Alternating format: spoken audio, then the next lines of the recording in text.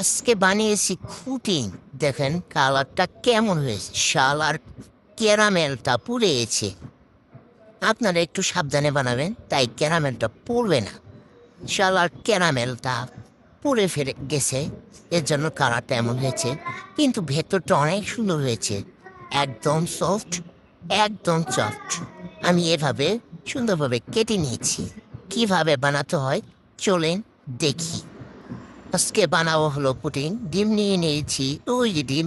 আর এই যে হাঁড়ির মধ্যে নিয়ে নিচ্ছি দুধ। এখন আমি ডিমগুলো একটা একটা করে ভেঙে নেব। সবগুলো ডিম ভেঙে নেব, ভেঙে আসতে সবগুলো মুছে মুছে নেব, কারণ টাকা দিয়ে কিনছি ডিম, এর জন্য একটুও রাখা যাবে না। আমি একটা একটা করে ভেঙে নিচ্ছি। আপনারাও এভাবে একটা একটা করে ভেঙে নেবেন আমার মতো করে। ডিমগুলা যেন বলের মতো পড়তেছে। এই যে আমি সবগুলা ডিম ভেঙে বাটিতে নিয়ে নিয়েছি।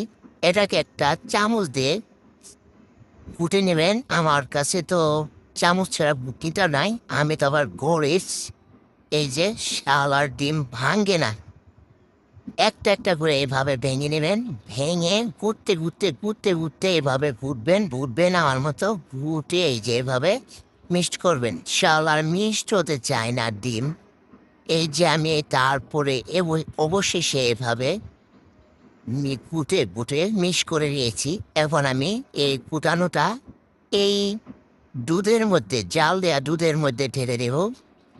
ঢেলে দিয়ে আমি সুন্দর করে মুছে মুছে নিব।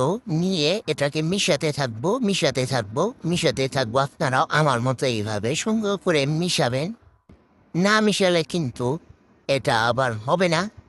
মিশাতেই থাকবেন। মিশানো যখন হয়ে যাবে, তখন আমি একটা বাটি নিয়ে নেব। আমি এটা রাইস কুকারের পাত্র নিয়ে নিচ্ছি। আপনারা যেটার মধ্যে নিতে পারেন নিবেন। আর ছাকনার উপরে দিয়ে দিলাম। তারপর ওই যে আমার এগুলা মিশানো ছিল দুধ আর ডিম, ওটাতে আমি গোল গোল গোল গোল করে ঢেলে দেব। ঢেলে নিয়ে এটাকে সুন্দরভাবে নাড়বো।